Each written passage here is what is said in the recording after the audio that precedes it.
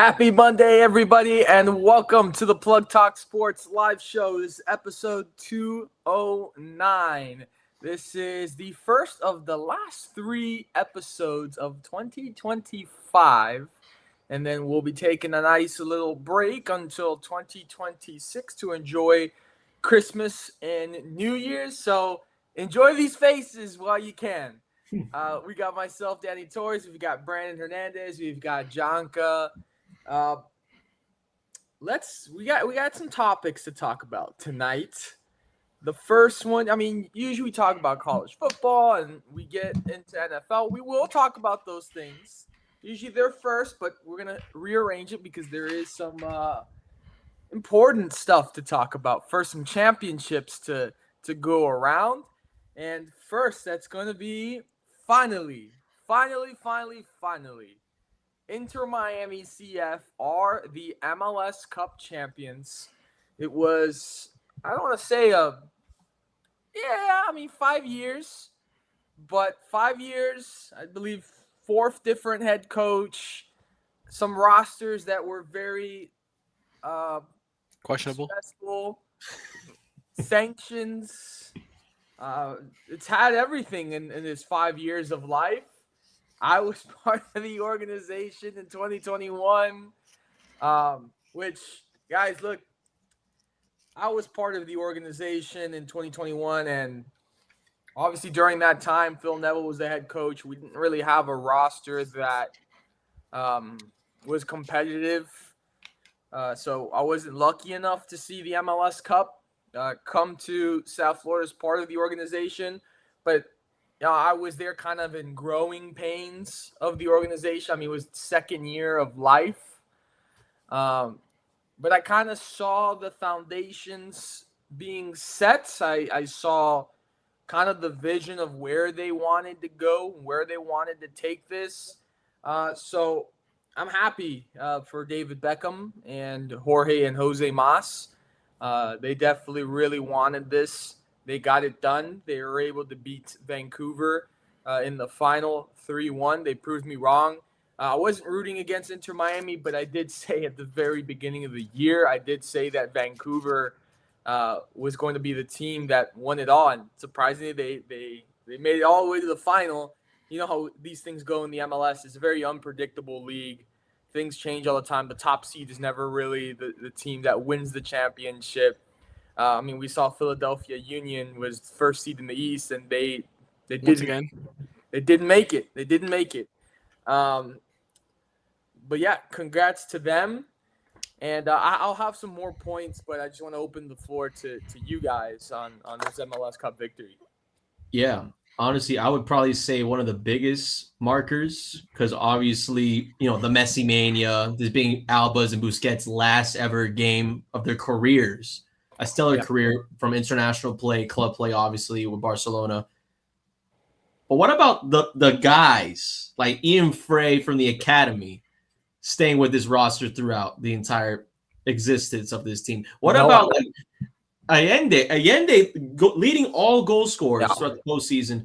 And obviously, without the hat trick in the Eastern Conference, without, from what we've seen from him, because obviously Suarez, whether that be biting someone, spitting someone, pushing someone, he's always going to miss matches. But Allende really stepped up, I think, in that part. I like the storylines of the roster that we saw from the season. And for me, and I'm pretty sure for you guys as well, when we first saw this club turn to existence, we have, stories of Lewis Morgan or Callan Breck Shea, or the magical hat trick of Pizarro that one night. Yeah. You know what I mean? So to finally see this club reach the top of the ladder, that Beckham and Jorge Mas promised to do so, and in the best way possible, because again, bring another championship to Broward County in Fort Lauderdale. It's amazing to see Chase Stadium be a send-off like that. This is, for me personally, this is the only club that I'm a fan of where I saw the existence, a birth happen to it. Yeah. So this is incredible, really incredible stuff.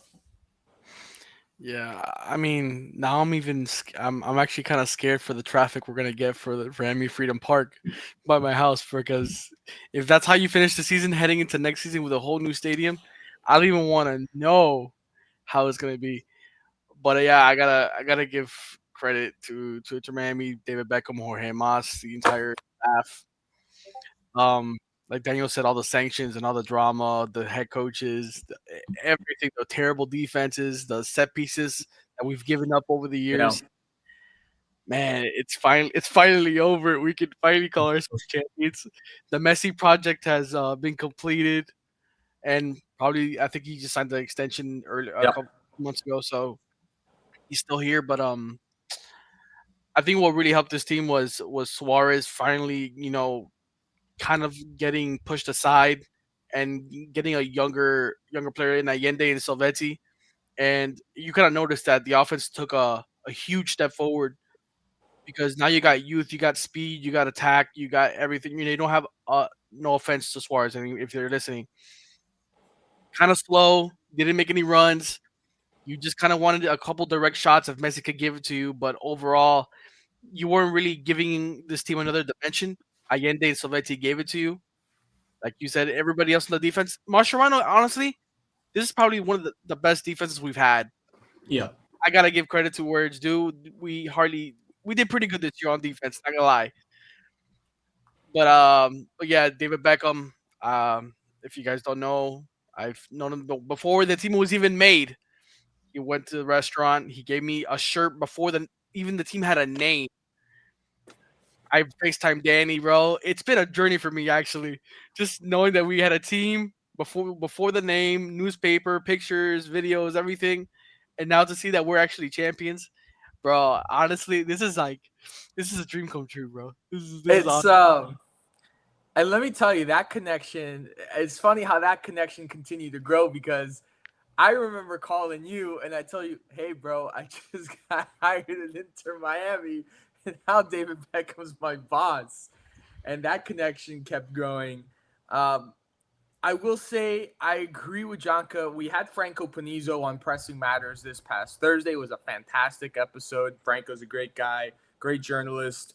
Um, I think the moment it all changed for this club in the playoffs and just the way that they played is like Jonka said. Unfortunately, when Suarez got shown the bench and Allende was given that chance to start, I think that's really when it changed for this team. Unfortunately for Suarez, he's not the player that he used to be. We all know that. And if reports are true, and there's a lot of people that are saying it, I retweeted it today. He's on his way out. He is exiting Inter Miami, and he's heading back to his boyhood club, Nacional, in Uruguay. So that, alongside what Brandon was saying, Alba and Busquets last game, we might have just seen Suarez last time in pink. Obviously, today for all MLS teams, it's officially the off season, and teams can make moves. Some teams have already started making moves, but we're expected to see Inter Miami start making some roster moves very shortly. In the coming days, in the coming week. I know Jorge and Jose Mas both said that they already had replacements lined up and verbal commitments for players that were coming on to replace Alba and Busquets. And I think that, Franco said on our podcast on Thursday that this was going to be Messi 2.0, meaning a new era for Messi and Inter Miami with new players around him. So we'll see in the coming days and weeks what the front office decides to do, who they bring on. But I think Suarez is gone, guys. Yeah. But the one thing I do want to say though, because and again, love the roster that finished, obviously deserving of the cup itself. But imagine if Kramaski was still on this team.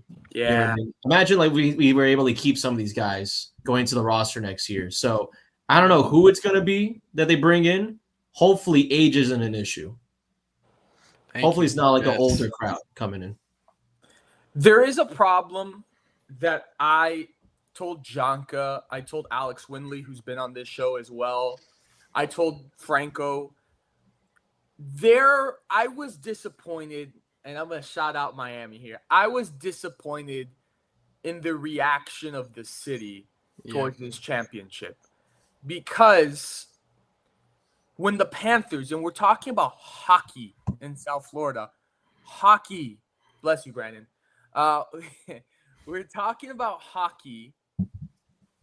What's the issue with hockey? Showed up to Bird Road to celebrate the Stanley Cup and packed Bird Road down here in Miami to celebrate the Stanley Cup. And for Inter Miami, it was ghost town, nothing.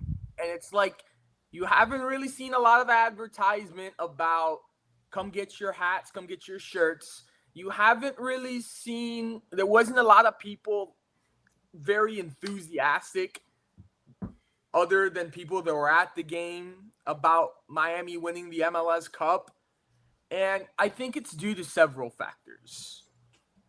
And I'm just being realistic, but I think that one factor has to do with the way that the club has had its kind of relationship with fans, especially season ticket holders. Two, I think that this is the MLS's fault. A big portion of it that they scheduled this final on a Saturday afternoon at 2:30 p.m. on conference championship weekend, especially that Miami Hurricanes fans were watching that because it had implications on their team. And then also it was Art Basel in Miami. Everyone was going to events in downtown Miami, Brickell, whatever, Wynwood. And those people were probably like, well, there's Art Basel events here. Are we really going to drive all the way to Fort Lauderdale? So I'm a little disappointed with just the reaction, the turnout of how people reacted to Miami winning the MLS Cup. I think maybe if it was next weekend, it would have been a lot better. I think it would have gotten a lot more attention.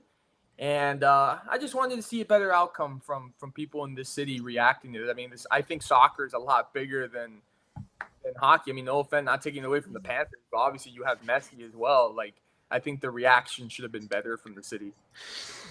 Usually for like the Super Bowl or any other final, they basically give like a 2 week span for teams to get ready. Bro, it was literally the Eastern Conference final, then the final. There was like literally no time for marketing to build up, no like anticipation, and no common sense, like you said, with Art Basel and the conference games going on, especially with the Hurricanes trying to get in and they finally got in. Shout out to them. Well, let's be honest. I mean, even though, again, you have Messi, let's be honest. In this country, MLS is not going to be bigger than college football or NFL. Well, I agree with that point, but also because, again, and Blake could definitely attest to this, when the Panthers won the Cup finally, the next morning, Barkov went to Fort Lauderdale Beach with the cup in hand into the water and didn't get like bomb rated. Chucky went straight to elbow room 5 hours after they won the cup. Yeah. And he went straight into the water at sunrise. Exactly. And like that first championship, there wasn't like a crazy, like, oh my goodness. It wasn't. The second one, the second one was absurd. Yeah. Absurd. Miami-Dade got involved. I think that when you look at the city of Miami in the sense of championships, we only care about dynasties here. We only care about how long can we live with this, you know? And one thing I would say too, and maybe a hot take, if let's say the Miami Hurricanes football, and there's a little teaser, win a championship this year. Don't do it. I don't think it'd be that big. It wouldn't be that big of a turnout. I'm just people telling you. People wouldn't go crazy in Coral Gables. They wouldn't go crazy in Coral Gables. They wouldn't go crazy in Road and 49th. You know, Jonka will probably be the one that'll be leading the charge and then the back of Dude, I'm gonna be real with you. The Miami Hurricanes fan base is in Broward County. Their major fan base is in Broward. The major championships are in Broward. Yeah, so. Like that. And yeah, their fan base also goes to Miami-Dade College Kendall campus. Can I be honest? Do you know what the issue with? I don't even think it was the timing in which the parade happened, or if it was on the same weekend as the conference title games. I think the issue is, and I wouldn't call myself the biggest football fan in the world, but I'm a Chelsea fan. Watch the Prem. I'm up to date with everything. I try to keep up with Bundesliga, Serie A, La Liga as much as I can. Yeah. I haven't met a single person that if I ask who's your favorite football club, that they would say Inter Miami. I haven't met one. I mean, No, because the issue is How is your Inter Miami major. supposed to compete with Barca, Madrid, Manchester United? Like those are the premier clubs of basically. Yeah, I know. That's what I think soccer. the issue is. I think the major issue that the U.S. has for the league is it's a sport where there shouldn't be a salary cap or a transfer cap. Yes. Yes. That's the main point. Like, if I'm going to be honest, would Inter Miami just run the league then? Yes. But you kind of need that in a league. You need that big team that spends all the money. That's what Real Madrid became in the early 2000s. You know that's what they put it. They made the Galacticos. That's what Real Madrid did. I think that is a Miami problem with its fans, because if you go to a place like Portland or Seattle, a lot of people will tell you, I am a Timbers fan till I die. Yeah, but I am a Sounders fan. But Daniel, the issue is the only other major sport they have is baseball. Portland has basketball. Don't forget about the Trailblazers. It's the Blazers. But also, but then that's another thing Seattle too. has but then Portland, besides basketball, you don't have any other major sport there that I know of. And they haven't won anything in like decades. You know, Miami right now, and I hate to cut y'all off about this, and this is coming from a Celtic fan. They're on a pace going towards what Boston is of this century. Like, we got every single team with a major championship in every single league. You got dynasties for at least 3 of them, unless you want to count the Marlins 6-year span of winning 2 World Series, if you want to count that. This is a city specifically that the fan base follows championships because they grew up with that. Portland fans grew up with Damian Lillard and maybe Brandon Roy before the injuries. Whoa, LaMarcus Aldridge, don't disrespect now. That's another thing. That's another example. Are you forgetting Rudy Gay on that Blazers team? You're making it worse. You're making it worse for Carmelo Anthony in a Trailblazers uniform? What? Drew Holiday with his second stint on the team? But yeah, I mean, again, to Blake's point and to your point as well, Danny, like, there's more passionate for the fans of those teams that haven't really won anything, especially when it's such a small market. Hold on. The Timbers and the Sounders ruled MLS Cup Finals from like 2015 to 2019. Yes, I think. But Daniel, what I'm saying, I think the issue with the MLS is that I have a lot of Colombian friends, and for some of them, their family came to America, right? The first club that they support is a team back in Colombia or a team in La Liga. They don't like. I went and watched the Club World Cup with 2 of my friends. They're both Colombian, both born here. Mm-hmm. I'm not gonna lie. I was like, "Oh, you guys ever watch an Inter Miami game?" They chuckled. Like it's just not. It's not like one's a Chelsea fan, one's a Man United fan. It's not what you watch. Like I'm gonna be honest. If you're an average person and you're not paying for like Apple TV, how do you watch the MLS? Like that goes on USA. Now you don't have to. That goes into a whole different problem. That goes into a whole. That's just money grabbing, because I think the MLS knows that they won't be the biggest sport in America. They know that. They need to cope with that. Like that's fine. You can easily live with that. You'll never beat the NFL or college football in America. You can't. Well, Blake, baseball, you weren't catching. I ask you this: how many people do you think? Out of curiosity, how many people do you think in 2026 are going to sign up for Apple TV to watch Formula One? Ooh. In America or around the world? It's only America. In only America? Apple TV Formula One is only in the United States. I think you're going to get around 300K. That might be low, but I think 300K, because the thing is, like, that might be high. That might be high. I don't think that's There's high. not that many.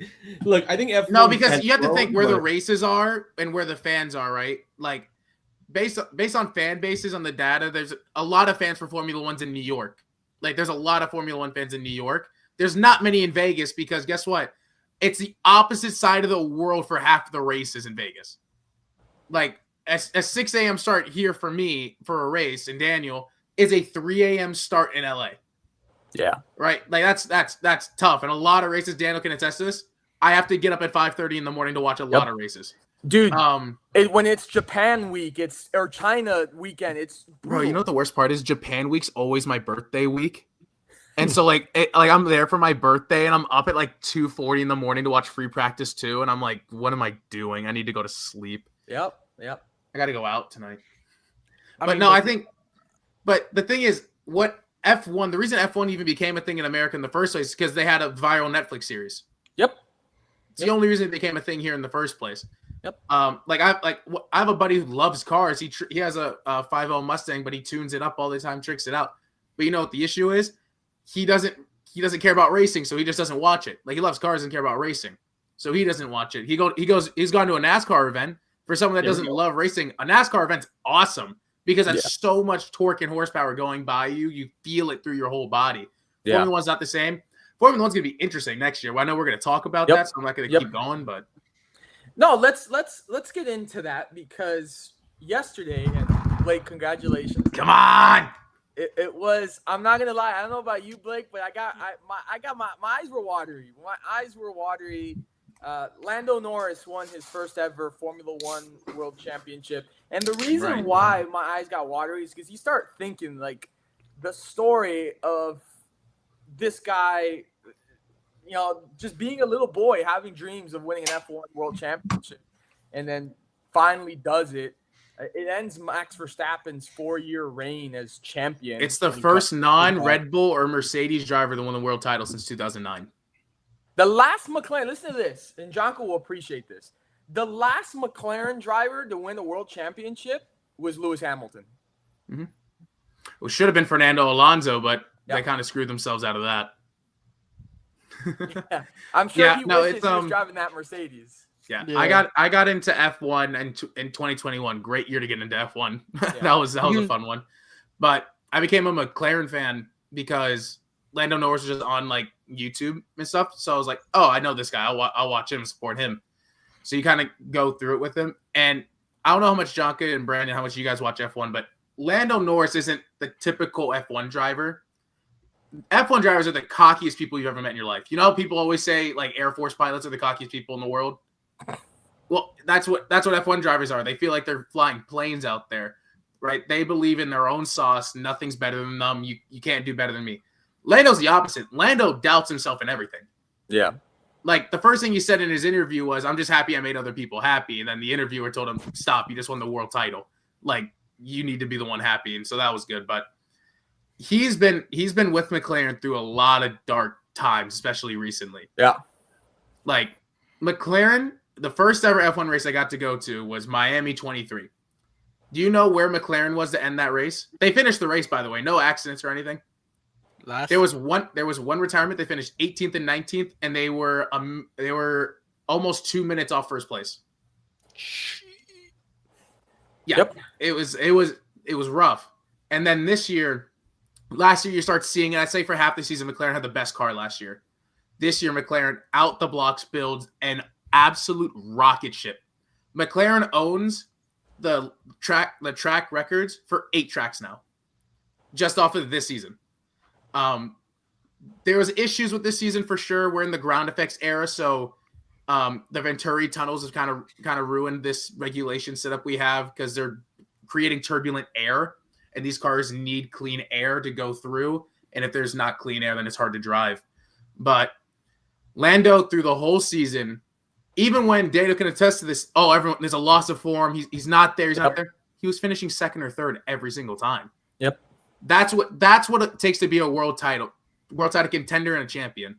Yes, you need the wins. You have to get wins to do it. You know, this wasn't Max in 2023 when in 23 races he had, 20 wins, 19 wins? Yep. Right. It wasn't that. What it was, hey, early in the year, I wasn't 100% with this car. I didn't get it. But you know what? I'm going to put it second. I'm going to put it third every race. And so that gap if he had a bad weekend and finished 8th, instead of it being a 60-point gap, he found form. He's only 30 points behind now. And then he starts turning around, P1, P2. Max gets in the championship, which I think this season by Max Verstappen, I said that before this year, he's the greatest ever driver. If you can be in a car and win 19 or 20 out of 23 races, you're on another level from anything. It's ridiculous. But he took a car, and Jonka Brandon, I need you guys to understand this, right? The car this is an F1 term, is a shit box. It is terrible. His teammate in the first 3 Grand Prix, his teammate qualified last. Max had a pole position and finished and qualified P3 twice. If he's gonna win driver of the year, but Lando deserves that world title. It was consistent throughout the whole year. He fought his tail end off. He got screwed over at the end.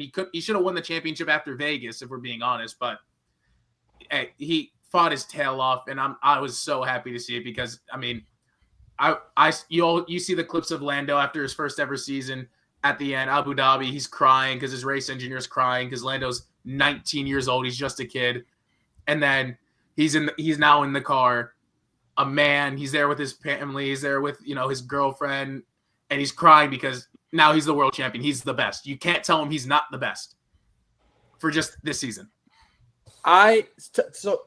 To end this, I will say I'm not taking it away. Lando fully deserves it, and I'm so happy for him. But I think people will look at this and say, we know why this guy is probably the greatest driver, and I'm talking about Max. Oh, for sure. It's not a question. 100 points he was behind. He beat Piastri. He was 100. He was 118 points behind Piastri and beat him. It's insane. Insane what he did. I think I will say this: if McLaren had a number 1 driver, it wouldn't have been close. But because you can prioritize strategy, the issue that McLaren has is if you list the top 5 drivers in Formula 1 right now, I'd say McLaren has 2 of them, and they're the only team that has 2 of them. Yeah. So it's hard to make that priority because Oscar's going to win multiple world titles. He is so fast. He's the closest thing I think there is to Max right now on the grid. Yeah. But it's just Lando, being in 7 years in now, he understands like, hey, maybe I had a bad race today, but if I can make that up so quickly because anything can happen in racing. Well, Blake, I'm glad that you've had fun. I hope that Ferrari figures out what they literally have a lawnmower as an engine. I've heard that engine's been terrible for next year from Ferrari. That's what the rumors are. Guys, this is what it's a lawnmower of a car. That's what it is. It's an engine of a lawnmower. It was a very. I thought your boy Charles was gonna ruin my championship. Oh, dude, he was on his ass. Dude, that Ferrari, on the mediums, its race pace was outstanding. Now they figured out something for that. But here, I digress. I'll talk about Formula 1 another day. College football playoffs. Let's get into it. Finally, congratulations to Jonka. I'm not sure he'll finally get the T-shirt, but it's something. What the? Hey! Why did it work for me? What the hell? Every single time he does it, it's an edit. It's Bro, insane. I'm not doing that on purpose. I swear I'm not doing it on purpose. What happens if I do this? Like what? Hold on. Nothing? Congratulations to Jonka. I don't know. Thank you. Well, anyways, yes, the college football playoffs are here. Let's take a look at the playoff bracket. So we'll go through the rankings here of number 1, which I'm so happy. Mendoza and Indiana taking down Ohio State. Indiana's at 1. They're the new number 1. Georgia is at 3. Ohio State just fell 1 spot to number 2. Texas Tech at 4. Oregon at 5. At 6, you're going to have Ole Miss. At 7, you're going to have Texas A&M. At 8, you have Oklahoma. And at 9, where's 9? Alabama. Here? Alabama. Alabama staying at 9 is a freaking travesty. Bro. Yes, bro, I agree. 10, Miami. 10, let's see. Where's 11's 10? Tulane, 12's JMU. Shout out James Madison University. So here are the matchups. We've got James Madison against Oregon, which they're going to get killed, but great for JMU. I agree. That's a hard matchup. If JMU wins that game, Dan Lanning should be fired. That is an 11-1 dog going on the road to Oddsman. Can we all wait? I'm telling you, that's a harder matchup than it should be. Can we all agree? If JMU wins that game, Dan Lanning should be fired. Yeah. Yeah. He's done good carrying on from Cristobal, but you can't lose to JMU in the playoffs. You're Oregon. If After last year? JMU beats Oregon, I got JMU going all the way to Natty and winning that shit. There we go. Excuse I'll my take language, that. bro. I'll I take got that. And again, this will be a game to see who goes to the Orange Bowl too. Yeah. So JMU could be in our own backyard. I'm True. telling you. Brandon, I'll tell you what. If JMU wins that game, we gotta go. We gotta go to the Orange Bowl and see them play. I'm taking. If I can take a Saturday off, I will figure it out. I will figure it out. And also, because I know you're going through the match, I do want to say one thing though, because a lot of the conversation about the 5 conference champs, and now people are like bashing that idea now because Notre Dame didn't get in, BYU should have been in. How dare you? Diversity is what makes the playoffs a thing. It's the reason why the playoffs were made. UFC is a 2017 national champion. We could have proved that with his playoff matchup. Damn right they are. Congrats to JMU. Congrats to Duke Blue Devils for doing that for them. You know what, man? I find it so funny that Manny Diaz trying to make the case after title before Miami. With a 5-loss team. Bro, that just makes Bro, Bro, the ACC, the commissioners of the ACC are making this out to be like a good thing, but it's making them look worse. It really is. by a mile. The Bro. always crazy conference. There, that's what it is, exactly. Yep. Alabama and Oklahoma. I think that would be a good game. Dude, the odds makers have it as a pick 'em. I agree. Give me Bama. That's going to be the closest game. Yeah. But, again, I have a lot of thoughts about Bama, though. But never mind. Keep going. Negative 3 rushing yards, and you say the same in the ranking is pathetic. Yeah, I agree. But Blown there's out? there's a should we just talk about Bama right now? Go, Yes. man. Dale, bro. Come on, spit it out. Because I think that there's 2 different sides of the coin. Because obviously BYU got dropped because they got blown out miserably to Texas Tech, and their only ranked win was like a 3-point win against Utah or something like that in the year. Alabama, through the regular season, went on a streak of beating 4 straight ranked opponents, which include Vanderbilt, which include, I believe, LSU? if not Tennessee, LSU when they were ranked at the time, I believe, and Georgia. Okay? So there's people that say that Bama doesn't deserve to be in the playoffs. People say that they should have dropped like 4-3 spots. I don't believe so. Maybe they should have dropped to 10, and maybe you do what you want with the Hurricanes. Okay. But Bama deserves to be in this playoff, in my opinion. I'm not hating on that. I think they deserve it, but based on how the committee runs it, I think it's a travesty based on how they do it. I think if I'm going to be honest with you, I've said this earlier in the year. If we're doing an actual top 12 best teams in the country, 6 of them are the SEC. Yeah. Like, that's just the fact. But I also like having like the chance that JMU can get in the college football playoff. I love that. That's great for the school. It's great for recruiting. Exactly. I just the only thing I have something wrong with that is that if let's say Miami would have let's say not blown out Pitt and they would have kept it like a 1-score game, that would have affected most likely their chances of getting in over Notre Dame. Mm-hmm. But Alabama looking like absolute dog water against Auburn and nearly losing that game didn't affect them at all. They just stayed put. It's a really good point. I didn't think of that. Yeah, and not Like, even what that. are we talking about? I mean, the committee even said like, "Oh, they look great in the first half." Last time I checked, there's 2 halves. Yeah, is that a game? Like, is that a They game? look good in the first drive. Yeah, again, a deserving Bama team, but definitely struggled at the end of the year. I would say that. The winner of that game is gonna go on to play number 1 Indiana, and that's gonna be a good game. Yeah, talk about the Miami trek. It's not looking pretty. If you read my article, You guys want to go into the Miami Trek right now, or you guys want to talk about Tulane Ole Miss? Let's just get that part out the way. Let's just get the Tulane part Okay. out the way. So Tulane and Ole Miss. I mean, Give me Tulane. oh god. with the new Florida head coach, Yeah. Ole Miss doesn't have Ole Miss doesn't have a head coach. They have a DC as a head coach. In college football, that doesn't work. Yeah. That is true. I forgot about that. Actually, you know what? Blake, I think we spoke about it last week. That if Tulane were to go in there and win, it would just basically secure the point that I made last week, where because the head coach Lane Kiffin was not participating in this game and multiple players did not participate in the game, they should have never been in the playoffs at all. They should have just dropped out. Yeah, we agreed on that. The same thing that happened to FSU should have exactly happened to Ole Miss if they lose that game. I agree. That makes perfect sense to me. I hate that mindset. I told Jonka about that too. Brandon, do you think FSU a couple years ago without Jordan Travis was a top 4 team in the country? Well, without a Heisman potential candidate, no. Okay, so a team without their head coach. A team without their head coach. Yeah, but like Lane Kiffin isn't the whole team. You know what I mean? Like we still got a majority. The bulk of the team is still there. The head coach. Yeah. Yeah, but it's college football. I'm not going to go out of my way. Bulk of the team, though. And college football, the head coach is so much of the bulk of the team because they do everything. But, you know, I kind of have to agree with Brandon because I think that's kind of harsh to be like, oh, your head coach decided to leave. All right, you guys are out.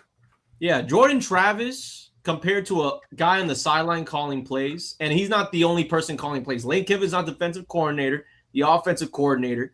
I mean, has anybody even talked about Lane Kiffin as like a mastermind, like a Kyle Shanahan? No, you know.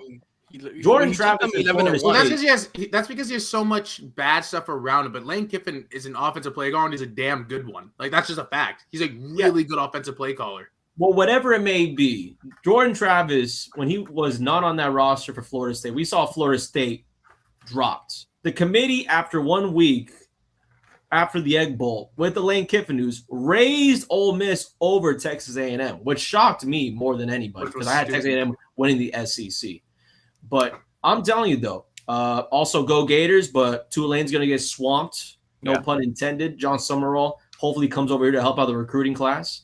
But this is still a decent, good roster for Ole Miss. It's the best that the program has ever seen in their history.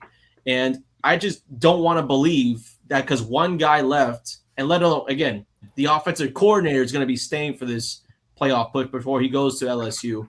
I still think they're a team to look after. They probably won't win it all, but definitely a team to look after.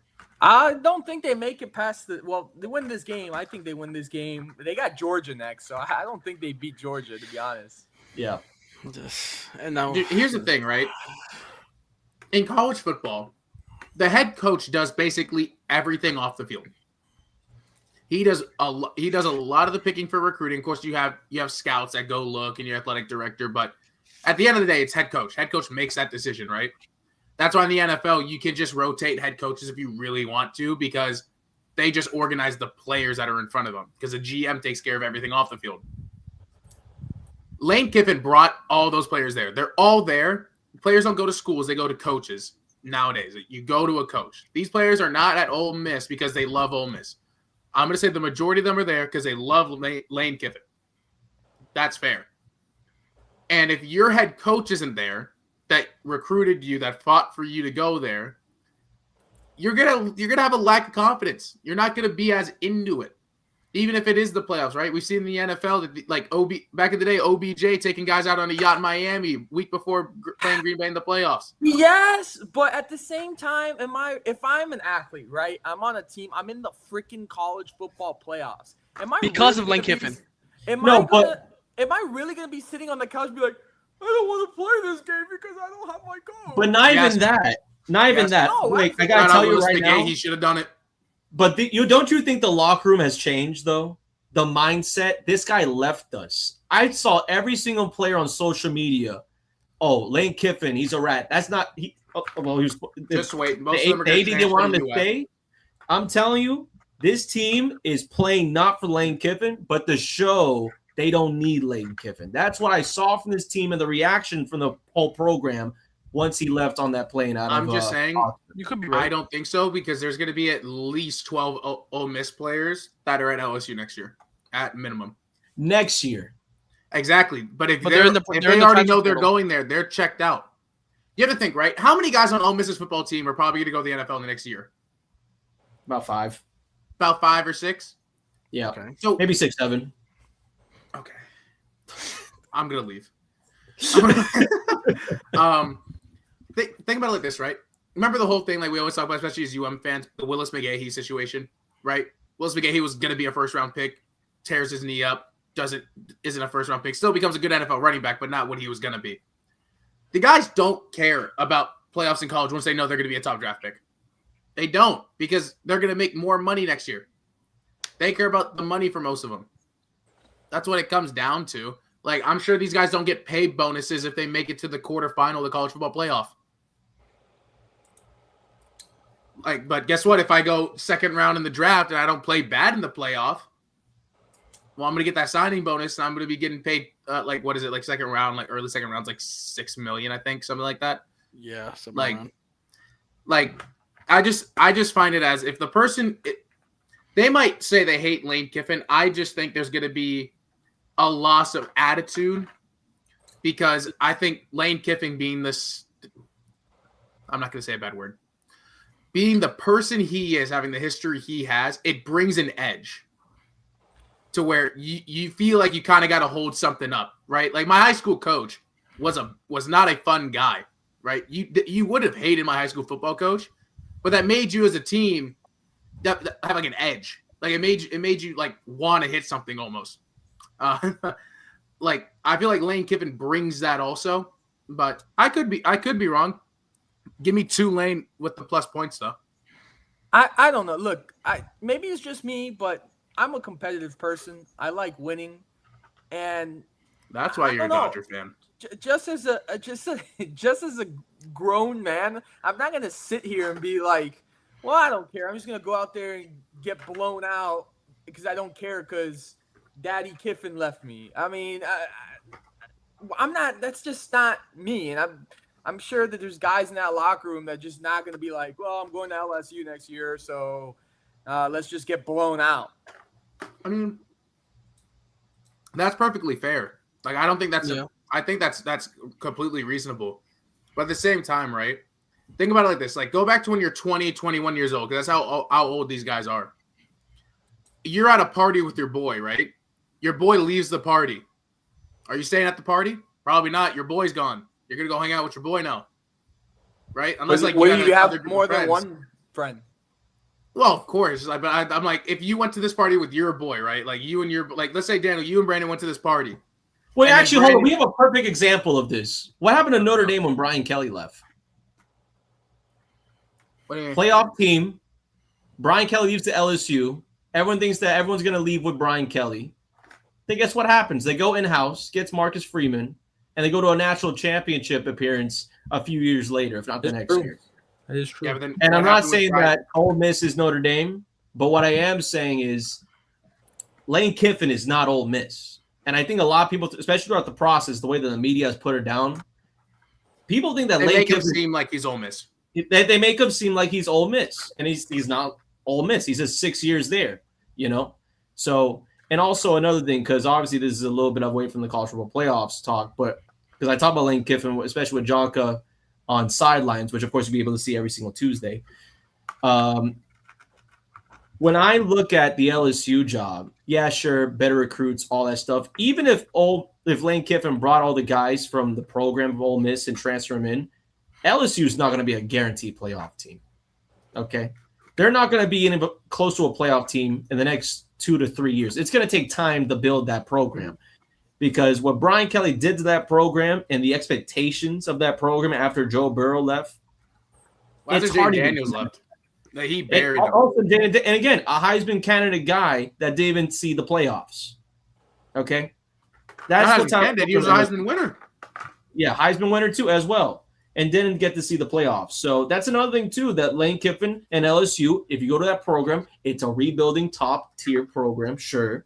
But similar when Billy Napier took the Florida Gators job, and what Brian Kelly did with the LSU, the expectations were very, very high. And guys were gone within 4 years. Not saying that Lane Kiffin's not going to be able to succeed, but guys need to know if you transfer with Lane, you're not going to win it next year. You may not win it the year after that. Those Ole Miss players, this is probably your best chance to win right now. Probably the best chance to win. It doesn't matter anyways, because no matter between those two teams who wins, I think they're getting smacked in the Sugar Bowl by Georgia. Very anyways. True. Jonka, Miami, Texas A&M at College Station, cheapest ticket, $550. Whoa! Yep. Cheap. Yep.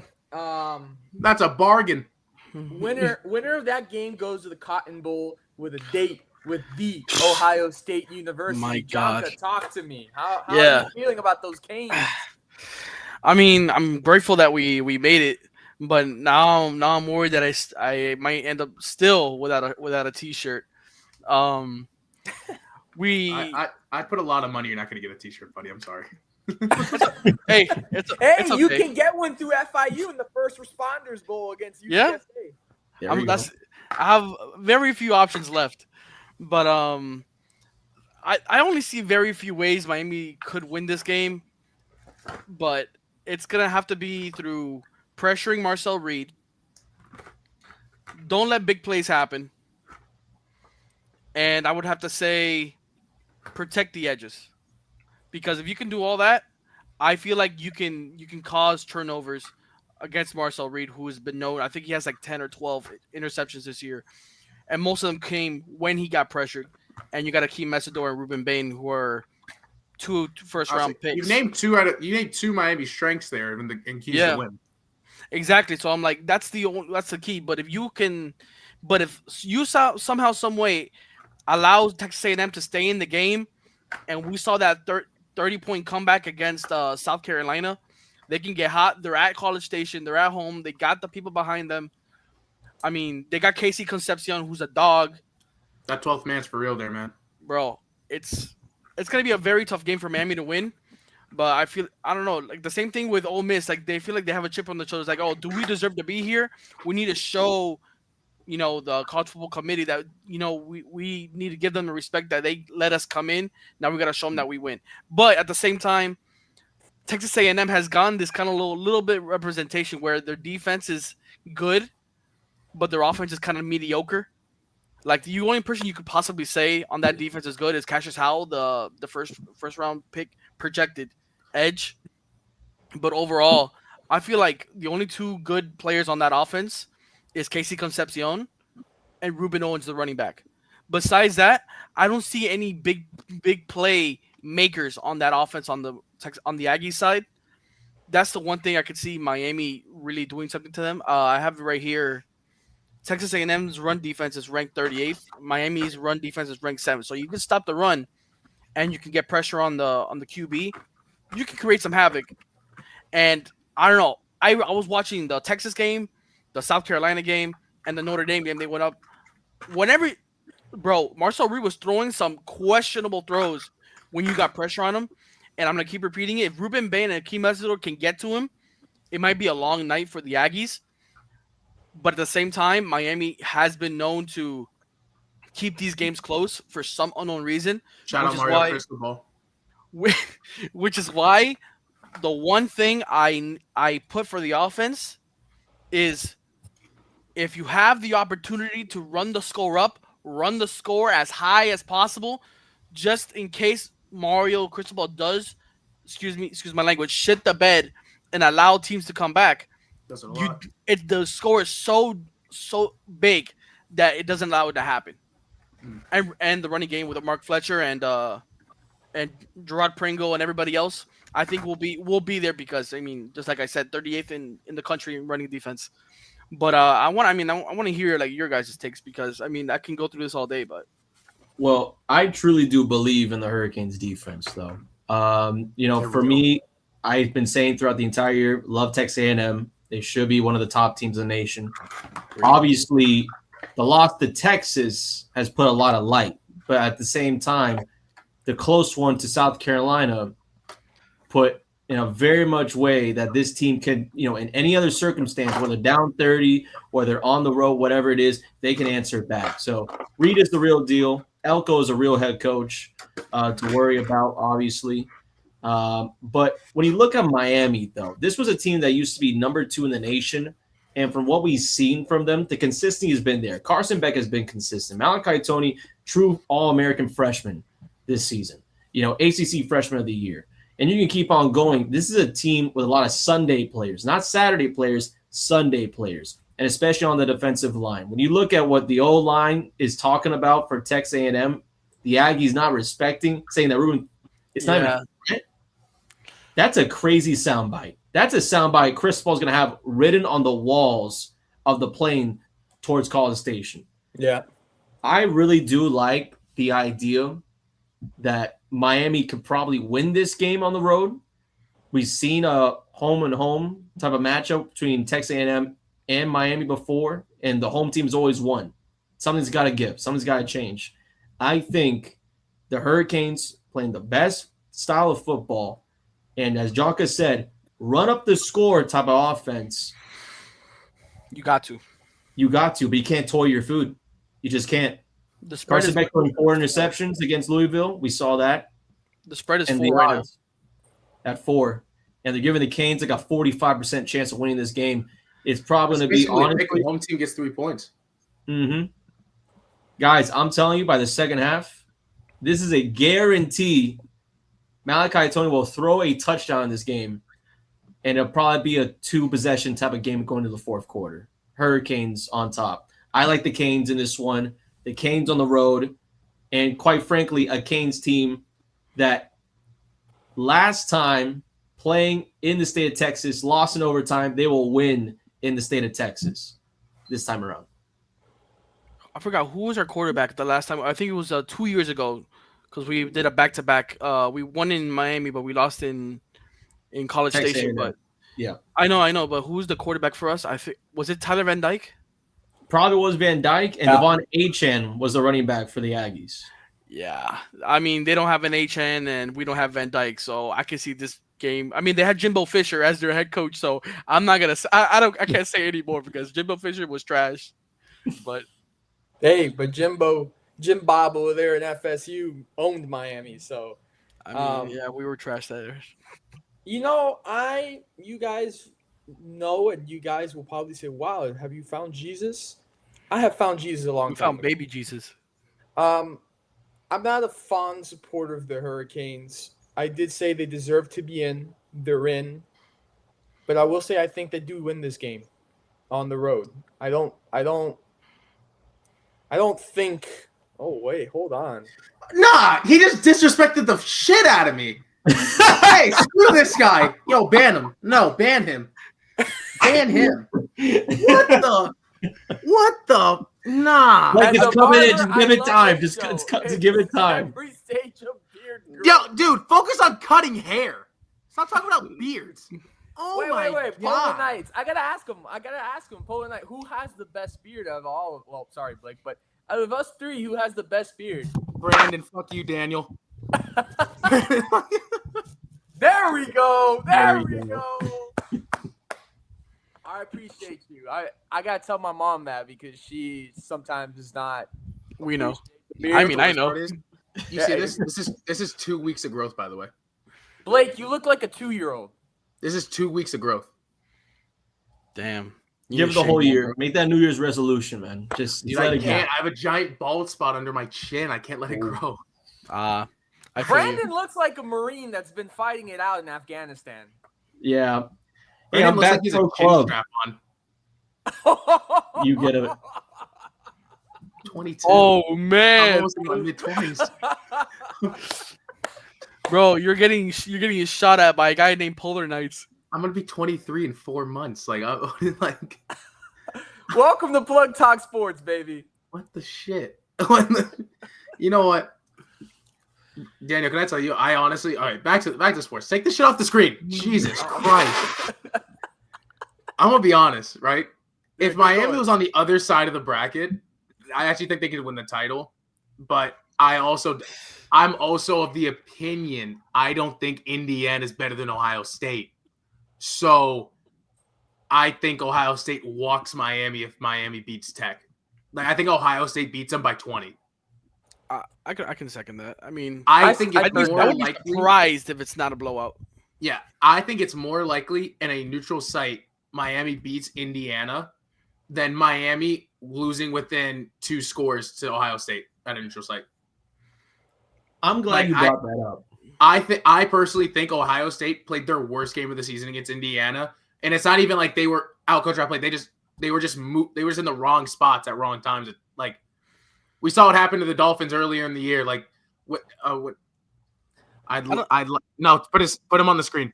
Put him on the Polar Knights. So he says, I like the advice from Daniel. He's Don't the beard of a grown ever man. ask advice from a guy who's a Cowboys fan, a Dodgers fan, a Ferrari fan, and a Real Madrid fan. He has no correlation to any one of those teams. Don't you dare ever ask for advice from him ever again. I have correlation ever do to it. those teams. I have a correlation. You have no family in California. Thank you. Yeah, I it was the appreciate man. it. I know Danny He's put got that that one. one. Yeah, I know he put that one up. Oh, look at this loser. Put the next one up. Loser. Bum. Okay, sorry. I need to relax. Okay. Unbelievable. I got the yelling. But All right. Blake, what you were saying though, because I like the idea that Ohio State will rock them. Ohio State. I want to bring up some receipts from this season of Ohio State throughout their schedule. It's been bad. The records that show against ranked opponents is Texas week 1, a 14-7 victory at home.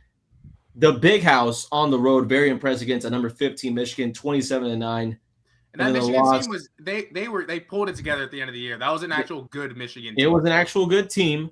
Indiana with a Heisman candidate winning at 13-10, obviously low scoring, big defensive game, and really came down to a missed field goal at that point. Yeah, basically. But you got games Grambling, Ohio, Washington, Minnesota, Wisconsin, Penn State, minus James Franklin, Purdue, UCLA, New Jersey football, and Rutgers. And, of course, there is another ranked win I totally forgot about, Illinois, but who the hell even remembers about the whole state of Illinois? So I will put it in this perspective. Similar to what you would say about Notre Dame and their schedule and all these other teams that, what is the sample size? This Ohio State team goes against an actual Big Ten contender and lose. Indiana went out of their way against a real Oregon contender and won on the road, and in this case, won against Ohio State. I vote and I drink. I'm the kid. I vote and I drink. Someone quote that on the shirt. Let's focus, guy. I can't. Just focus. But I will say this. Can I tell you what the difference is, though, Brandon? Tell me. Notre Dame against bad competition were winning. They were winning by a good margin, and the whole argument of there were similar teams, and Miami was beating those teams by bigger margins than Notre Dame. Mm-hmm. If I'm not mistaken, I don't have it right in front of me. I remember Notre Dame beating some of these teams and absolutely rolling them. Am I mistaken in that? That's from my memory. Yeah, they were rolling them. And when I watched the Indiana-Ohio State game, I watched Ohio State not be in sixth gear. It looked like they were in fourth gear. Like it looked like they weren't there. Nah, that's a manual reference. Hey. If you know, you know. Yeah. But wait, but before you go, Brandon, because I was saying this last week that I texted you during the game that I don't trust Julian saying with every ounce of my being, and you could just tell the guy I don't know what he was doing that game, but it made the difference in the game. I don't know how many more times I gotta say it. Ohio State, besides playing those 3 or 4 ranked teams, haven't really been tested until literally Indiana, and then bang, they lose, and they kind of been mediocre. I mean, the Texas game week 1, 14-7. Daniel, put it up. Well, who is this guy? Daniel, put it up. I like this guy. Whoever this is. Yeah, of course you like this guy. He's been riding you the whole time he's been here. All right, look here, Polar. All right, look here. You're not gonna find better takes on this show if you looked up your rear. All right, than this guy right here. Oh, all right. Brandon has some pretty good takes. Guarantee. I guarantee. If you looked up your, you could have found a better take than mine. Guarantee. No, I'm kidding. All right, okay. I rest my case. I rest my chase. Oh my God. Yeah, hey, W English, buddy. I'm a journalism major. I came and protect that. But me too. Shout out. But Jonathan, you did say that though. Couldn't trust saying. I just really can't trust this Ohio State team. It's a lot of young guys are putting a lot of faith on. Jeremiah Smith and injuries obviously have been a case in the second half of this year. And so what we saw from the first half of the Michigan game, there's teams that could compete with Ohio State. They're not world benders, in my opinion. I think what's the difference between this Ohio State team and last year's is the running game. They literally have no running game. Yeah. But they have Bo Jackson, but that's not the real Bo Jackson. But without Quinshon Judkins and without Travion Henderson, this team looks kind of one dimensional. And Julian Sayin knows that if he doesn't get it to Jeremiah Smith or Cardinal Tate or Brandon Innes in a split second, forget it. It's a dead ball. It's a dead ball, and I think they're struggling with that. They can't get the ball out. And now with Brian Hartline heading to USF, Yeah, I think the receivers are like, bro, what are we doing? Like, there's no coordination whatsoever, and I think it's kind of affecting the team now. So, if Miami were to win this game on the 20th, who knows? Who knows? I'm just saying. All right, we got to end it there. We've hit our limit. I want to thank Polar Knights for his support. Blake's going at him. Blake is not, this guy went at him at the end of the show. Take care, kid. Shut up, Blake is not happy, man. Blake is Nah, crazy. I got disrespected on the national stage. Bro, can we send Polar Knights a shirt, please? Can we send him a shirt? No, don't send him a shirt. But get a shirt with Daniel's DM face our on it and give it socials. to We him. will figure it out. Polar Knights, what is your real name? I don't know why. I have a feeling I know who this is, but I Polar have a Knights. feeling it's one of my friends made a Twitch account to try and mess with me. What is your name, Polar Knights? Before we go, Rich Why is he kid. calling me kid? We're not gonna dox this guy on Twitch. hey, hold on. He's a big Daniel Torres supporter, okay? I want your government and your social right now. That's the only way you get to watch another stream. No, I'm kidding. Jeez. That's terrible. All right, well, he's not giving us his name. Darn it! I wanted to find out who it was. I've been getting railed for the last how long? For the last 10 minutes. I've been getting railed over here. Oh my god. This is one of my boys. I know this is one of my boys now. I can guarantee it. Do you know any barbers, Blake? No. I already have Blake's shirt. My son gifted him. Oh my god, bro. Listen, Yo, Blake, bro, you're getting them strays, bro. I'd love to guess, shit. continue and hang around and continue this roast of Blake, but this is not a Netflix What? What? This is a sports show, okay? So we've hit our limit. We've hit the hour. You know what? No, screw this guy. It's 11 p.m. He has work in the morning. Go to sleep. You have a 9 to 5 to get to. All right? Jesus Christ. Holy. What? Real sport all what? I'm so I don't know. confused. Okay, that's it. We've hit the limit. Yeah. We've hit the limit. All right, guys. We appreciate you guys tuning in, watching. We appreciate all the beard loving sports lovers out there. That's average Cowboys fan English right there. Yeah, tune in the rest of the week for all of our shows at the Plug Talk Sports Network. We'll see you guys next Monday education. for a brand new episode. Have a great night.